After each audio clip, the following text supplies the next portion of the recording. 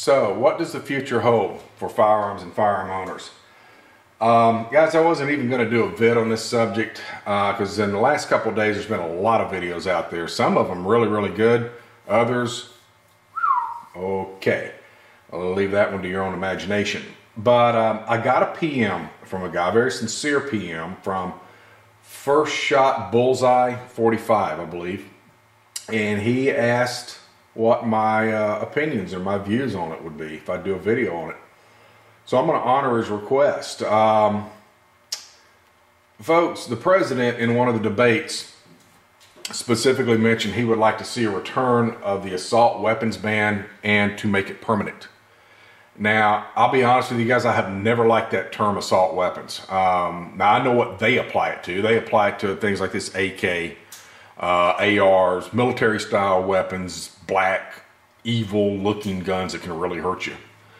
But guys, anything can be an assault weapon. This can be an assault weapon if you want it to. This is a Henry lever action 22, and it can be an assault weapon if you use it that way.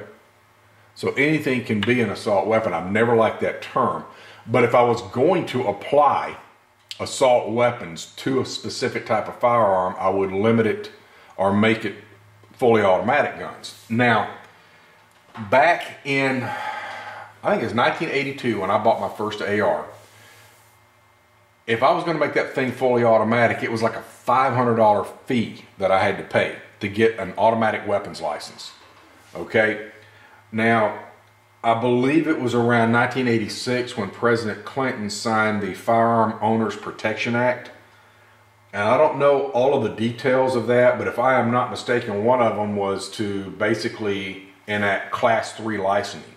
So you had to have a Class 3 license in order to own legally a fully automatic version of an AR, an AK, whatever. Now, I may be wrong about that. If there's guys out there that know, correct me on that, but I believe that's what it was. The assault weapons ban did not actually happen until 1994. It was signed by President Clinton, probably largely due to the Brady Bill.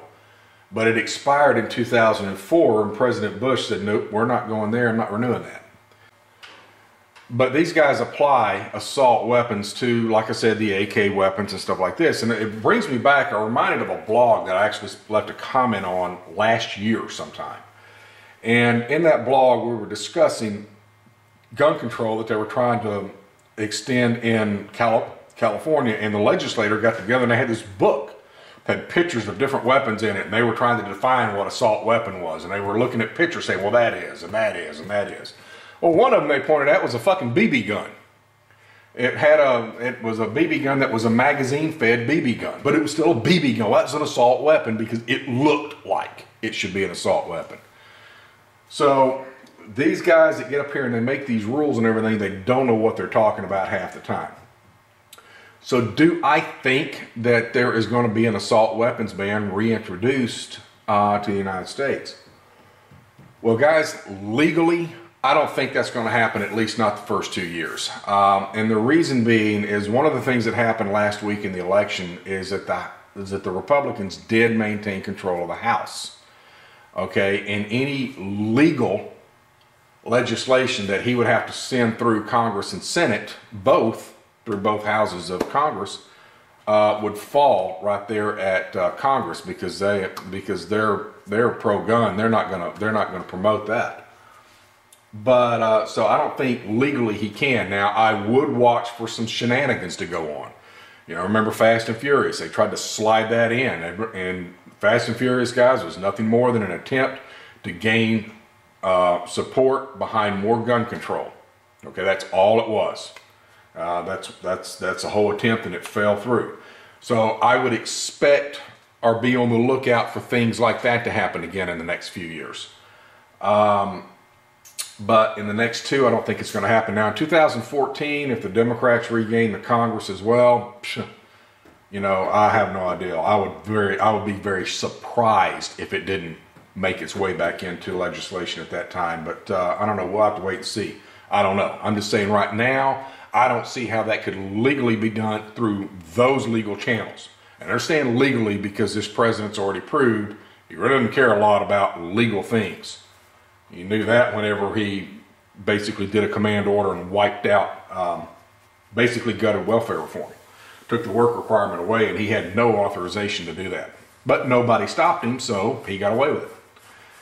But at any rate, I do think they're going to attempt it, though. And I think they're going to attempt it with the UN Small Arms Treaty. Now, last summer, there was a lot of people, a lot of really smart people, that made videos saying, oh, you don't need to worry about that. That's bull crap. It's never going to happen. It'd take forever to get done. Blah, blah, blah, blah, blah, blah, blah. Well, we all found out about it. They were trying to slide it in, and we all found out about it, and he put the brakes on it. The president put the brakes on it because he's trying to get reelected. He knows that he does not have the support to do it in the country. He knows that the country does not want it. Just like 68% of the country did not want Obamacare, they rammed it through anyway. But he knows he can't get this that way. So I do believe that you need to watch for that small arms treaty coming back up, because the very day after the election, November the 7th, he voted to reopen talks on the treaty in a special meeting that takes place, I think, in March. Okay? Now, there's been some other people that have sit there and said, you don't need to worry about that treaty unless you're just trying to sell small arms to a third world country. Okay?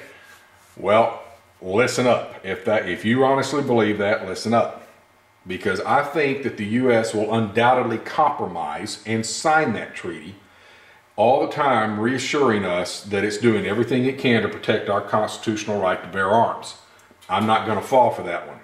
That treaty is UN gun control, pure and simple. The giveaway is that exactly what those other people have said, is that it is designed to solve a problem that really doesn't even exist. And that is private exportation of small arms. Okay, so for somebody to sit there and say, unless you're trying to private, as an individual, sell small arms overseas, you don't have nothing to worry about. Well, that's BS, because that really doesn't hardly even exist. Over 90% of all small arms export comes from governments, primarily us, Israel, Russia, and China. Okay, so if the UN really wanted to stop the sale of weapons to drug gangs and guerrilla groups and all these kind of extremists and all that crap, then all they'd have to do is stop sales from the governments. Okay? But instead, what they're trying to do is set up a big elaborate mechanism to stop, by treaty, sales and exports of guns and grenades and stuff like that from private companies and individuals. Well, since over 90% comes from government, that's a problem that really doesn't even exist. Okay? Now, I have no doubt that they're going to try to necessitate a UN oversight governing body, so to speak, with a big broad enforcement ability as a backdoor way to enact global gun control. And since the U.S. accounts for about 40% of those small arm exports, it's something that's aimed squarely at the United States of America. Okay? That, if they set that thing up, there's no doubt in my mind that it's going to have the power to do about anything they want. That means also requiring individual registration to get an inventory, okay, to try to stop exportation, in my opinion. That could lead to limitations on sales and even confiscation, depending on how many you got. Well, wait a minute, what are you doing with 15 ARs? You don't need those. We're going to take 12 of them and you can have 3. One for you, your wife, and your daughter, or your son. I'm just saying that's an extreme thing. I'm just saying this is stuff to look for. This is what this could lead to. Okay, once they get their foot in the door, they can make it say anything they want. Okay, it's basically, guys, again, it is a backdoor way to achieve through international action gun controls that could never, ever, ever pass the U.S. Congress. And politically, it's a way to cut the Republican House right out of it, because the House has no say in a treaty at all. It falls to the Democrat Senate, because a treaty, in order to be ratified, only goes through Senate. House has no say in it. So the good thing about it is that we do still have 45 Republicans in the Senate, okay? And all we got to do is make sure that 34 of them say hell no, and then it can never be ratified. Here's the problem with that. If the president signs this thing next year, and I do think it very likely that he will, if he signs it, Harry Reid does not even have to put it on the Senate floor to be voted on. And if he does not have the votes to do it, he won't throw it on the floor. Because if he doesn't have the votes and it's overturned, then the treaty fails. It dies. So he'll throw it in his pocket. If he don't have the votes, he just won't put it on the floor to be ratified. But there remains another problem, is because of the Vienna Convention agreement that we have, once the president signs it, until it is either ratified or rejected by Senate or recanted by the president or a future president, we are under obligation to follow the treaty. So therefore, treaty does have jurisdiction. Now, whether you like it or not, that's a fact. So as long as his signature's on it, as soon as he signs it, we fall under treaty law. Once the UN says, okay, we have 60 member votes, or we have 60 signatures, it's in now. That's all it takes. That's all it takes. And by law, our federal judges and stuff are required to uphold the enforcement of the treaty itself. So guys, this is what I think you should watch for. Now, am I saying spaz out about it? Nope, not at all. I'm not going hardline one saying, oh, well, it's all screwed, it's all over. I'm not going there, and I'm also not going hard way to the other side saying, hey, don't worry about it, it's nothing. You do need to be aware of it. I'm in the middle with this because I do think that they're going to attempt some things, and I think the biggest one is that small arms treaty. You can say I'm nuts all you want, and you know what? I hope to God you're right.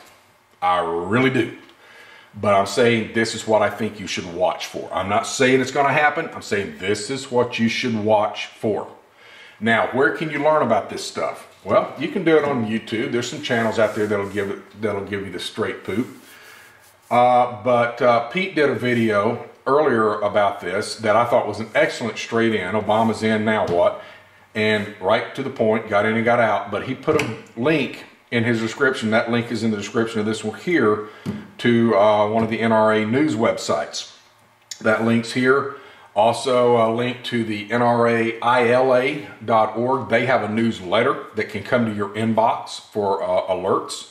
You can learn about it from there. So I think you should go there and sign up for those news for the alerts. NRA News Video. I think they have a YouTube channel, so get those. Be aware of that. They're very, very good at what they're at getting that information out. They stay on top of it.